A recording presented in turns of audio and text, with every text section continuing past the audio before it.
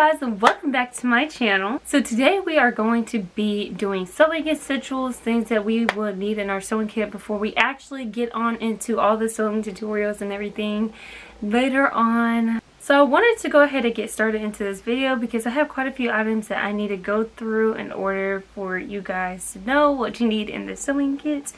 So let's go ahead and get on into this video. First thing is first, you always need a sewing machine when you are sewing. Not saying that you can't hand sew, but this video is more specified to those who are using the sewing machine. So of course, the obvious is that we'll need one of these bad boys. Now, if you guys haven't seen my Q&A, I already explained this, but pretty much I got this from my uncle and aunt who got it from a garage sale for $100. So it doesn't have to be an expensive sewing machine. It doesn't have to be anything brand new electronic. It's actually probably better if you're a beginner to start on something like this because you are going to work all the manuals and the more manual ways of doing something. I always describe it like doing math the hard way and then doing math the easy way after. It just makes everything a lot easier. Things make more sense. So I just prefer the manual way first, and then you start doing more of the new automatic stuff that they have. Plus, it's just way cheaper to do this method, but you just learn a lot more from it. Okay, going ahead and digging in some goodies in my new sewing drawer. If you guys haven't seen the sewing station video, it will be in the cards at the end of the video down in the description box. But in this drawer lays all the magical things that I have for my sewing kit. And one of those magical things are fabric scissors. Oh. Fabric scissors are different from any other kinds of scissors. You have hair cutting scissors, of course fabric scissors like I've stated, paper cutting scissors. So you want to separate this and keep this stored away to where family members who snatch, you know, sewing scissors up, you know, away, because they will dull out. They're pretty sharp, so always be careful. And at Walmart, this brand, which is, I believe it's called the Westcott brand or whatever, they have it just at their stores for a few dollars. They're really good. And then they have little mini scissors that come with it, and they even have a little like hand kit that comes with it for like $10. So you know, they have a pack. There's different kinds of stores like Joann's or wherever that, you know, all kinds of sewing scissors are being sold at, or you can get it online. But I got mine at Walmart and I love these, and they lasted me for years. They're kind of starting to dull out because, like I said, my family members got to them, been using it, and also I just had it for ages. So yeah, get you a pair of some good sewing scissors and you know, hide them. The next item is a seam ripper. A seam ripper is very essential in the sewing kit because whenever you're wanting to take apart the seam, or let's say you want to take apart the seam for reasons such as you're trying to create a sewing template by hand, or whatever the case is, you're going to need a seam ripper to do so, especially when it comes to jeans, like I said. And my DIYs are inspired jeans that I use the seam ripper to take apart the bottom so I can rehem and taper the jeans. And so it is very important to have a seam ripper. I got mine at Walmart for a very inexpensive price. You can get them, like I said, at Joann's, any store that sells sewing items online. Just make sure you got a pretty solid seam ripper. This one's a pretty big one. I have like a million small ones. I have a bunch of seam rippers. Let's just say that. Just another little item that I don't have on me anymore, at least, is just small scissors for snipping thread. I typically use my big scissors. It's not much of a big deal for me, but just the small scissors is just always good to have on board anyways. Payment plan. Have fun. I'm in the middle of recording. Get your ugly self out of here. Move.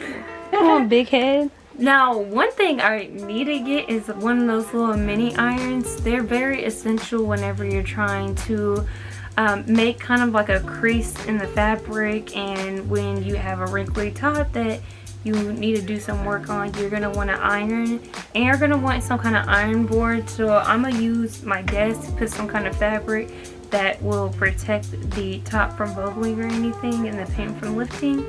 And then I'm gonna get a little iron, but if you have a regular iron, that will work too. It may be harder to get in little areas with the big one, so it's always good to have the little small ones that they sell, but it's okay. I mean, a regular iron works too to create creases or whatever you need. Just, you know, that's more so of an optional type thing that you can have in your kit, but it's like really good to have. One of the biggest things that you're going to need aside from the sewing machine itself are a pack of sewing needles. I get the Schmidt's brand and the universal needles. I also have the jersey and jeans. They have different types of needles for the different types of materials that you're working with. And yes, it is very important to get the right kind of needles because they will pop all over you. And I don't want to take the chance that one of you guys are, you know, hospitalized or whatever the case. You know, now I have a bad eye because the needle just came flying. Yeah, it almost happened to me. It would be dramatic to say hospitalized, but I want to put it past anything that somebody would have to be hospitalized. So always take precaution and everything. But the main thing is the needles go inside the sewing machine, and that's what's gonna sew your clothes. So it will only make sense to have this, because this is what the thread is being threaded through. And yeah, it's just know it's essential.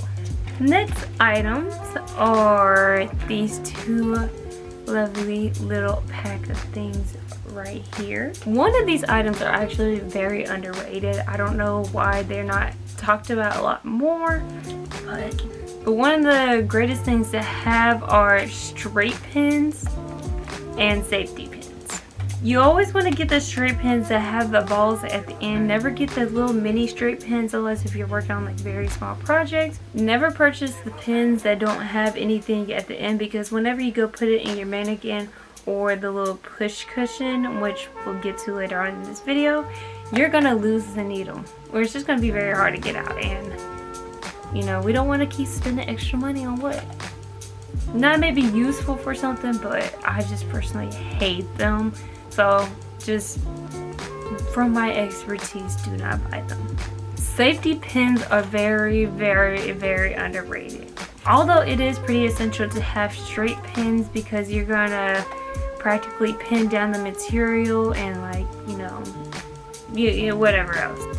Safety pins are really good to have when you want quick fixes, but you also want to try on your, you know, dress or whatever else you're trying to like taper down. You don't know how many times I've been pricked with straight pins. I'm telling you guys, just get some safety pins. And I know they take a lot longer to put on than take off, because you gotta like, you know, put the little pointy pin part inside the little safety component. But I promise you guys, it's gonna be worth it. And like I said, there are hacks that you can use with safety pins that like no other. Like I made some outfits look good, like I've done them on the sewing machine with some safety pins. So always just pick you up a pack.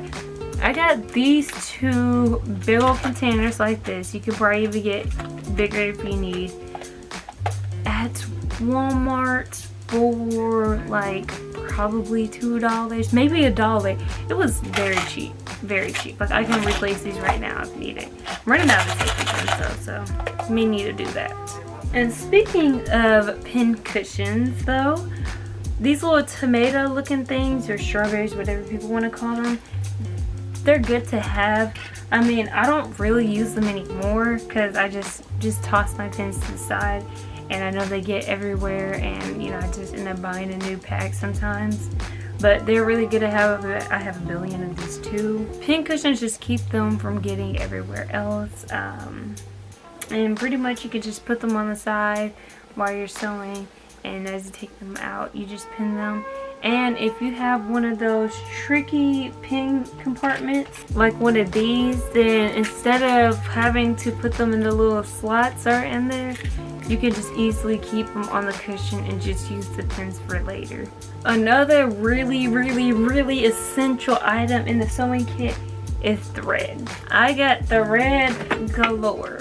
Like, it ain't as much as my best friend's grandmother because she gets like a whole cabinet full, but like, hold up, I had to purchase a container full of thread. There are different kinds of threads. There are jean thread, there's jersey thread, there's universal thread, there's thread for quilting. There's different kinds of threads, so always be careful and watch out as to what thread you're getting for what you're going to use it for. I have pretty much all-purpose thread for the most part. I had some jean thread, I had some thread for hand sewing. It's just like a mixture of thread. And if you're new at sewing and you're starting on small little projects, do not go thread shopping and just buy the whole line of thread. Start with a few threads and then you can collectively collect thread over time, like I have, and I'm still, of course, collecting and hoarding more sewing stuff. I'm actually not sad about that, to be honest. Next, writing utensils. Now you can't just get any ordinary pencils.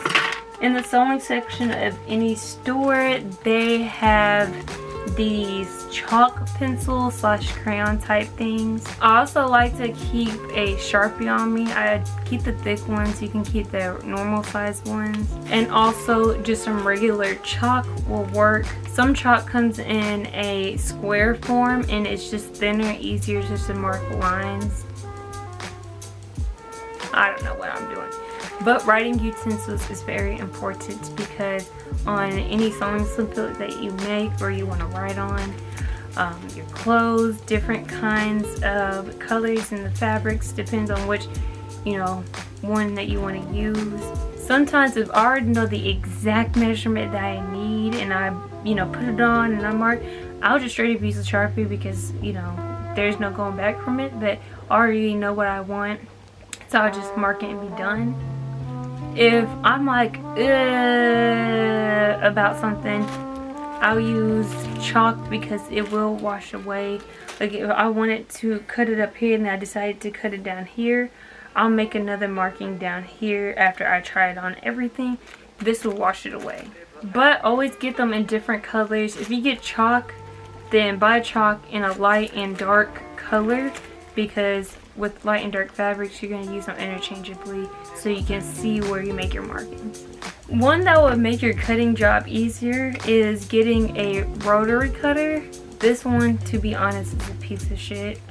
Don't get it, it's from Walmart. I think they have good ones at Joann's. Many people get really good rotary cutters online, so I am going to repurchase a rotary cutter. The blades dull out, they rust easy.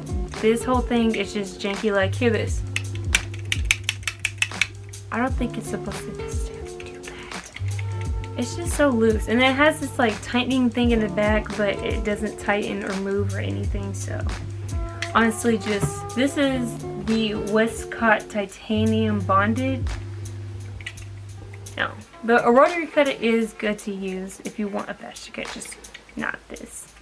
A thing to have with a rotary cutter that will be really good is a self-healing cutting mat. So pretty much it's this like kind of thick mat. I don't know how to describe the material, probably like a little bit rubbery, but it helps like cut, the rotary cutter, just cut the fabric a lot easier and more comfortable. Many of you artists, if you especially work with paper, such as graphic designers or whatever, know what I'm talking about. Typically it comes with some green background with little white markings. I think my sister's is black or white. I mean, they typically come in those little generic colors. It's like a hunter green. You can get it at Walmart, you can get it at Michael's. I think they really sell the same brand across the board. It's called a self-healing cutting mat. I don't personally have one, but I can use my sister's if needed. It's just, I get such a shitty rotary cutter, I don't ever use it. You want different kind of rulers, and especially clear rulers. So some of the rulers that I have, dang, I lost some of my rulers. What? Well, one is this triangle ruler, and you may not be able to see it besides when the light kind of shines on it. It's kind of like what I call a right angle protractor, even though it's not like semicircle, of course, but you get the point.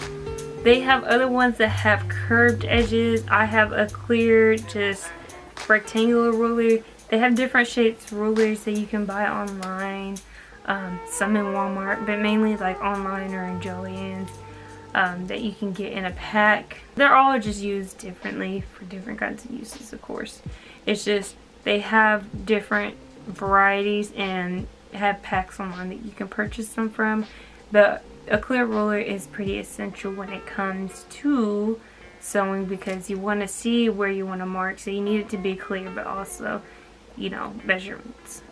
Okay, so I wanted to mention, and this is a clear little package, but this brand called Brother at Your Side, they make little plastic bobbin wheels for the sewing and embroidery machines. They come empty, and since they come empty, you can thread some thread in here and put any color you want. But to save time, at Walmart they have this little container that comes with bobbin wheels that are black and white, threaded already for you, that you can use. And you can just use the clear containers after you're done with them, just for whatever thread that you want. But typically most colored bobbins, which I have most in here that I've done myself, you have to do yourself because they don't already come threaded for you. But black and white, don't worry, Walmart said we got you.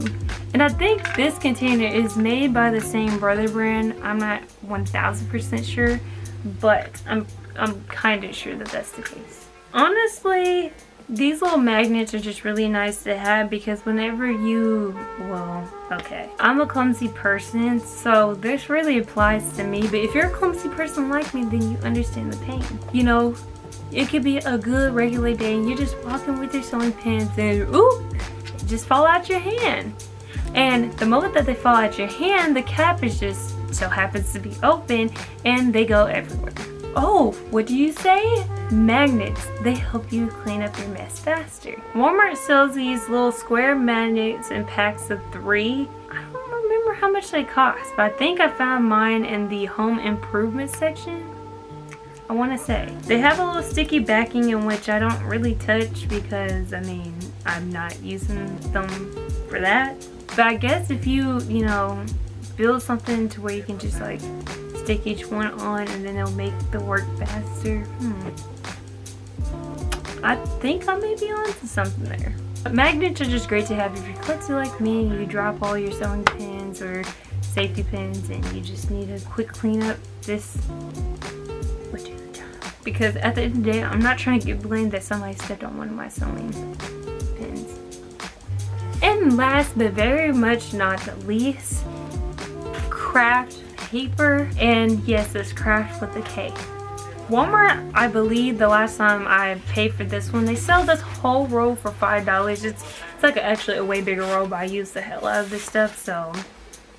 But for $5, like, I make homemade sewing patterns, so this is pretty essential to have if you want to start doing that. Typically, the more advanced you get in your sewing, you know, you'll start trying to mess with making your own sewing patterns. So it's not essential for a beginner, but it is really nice to have. And if you just want to start off learning as you're learning how to sew, then by all means, this just works perfectly. You can also use parchment paper, so if you have that on deck, you can always use parchment paper instead. Or newspapers work too, so if you get that in the morning every day, newspaper works just as good. Really quickly, guys, I also wanted to give an honorable mention, something that I thought would go perfectly with this sewing kit.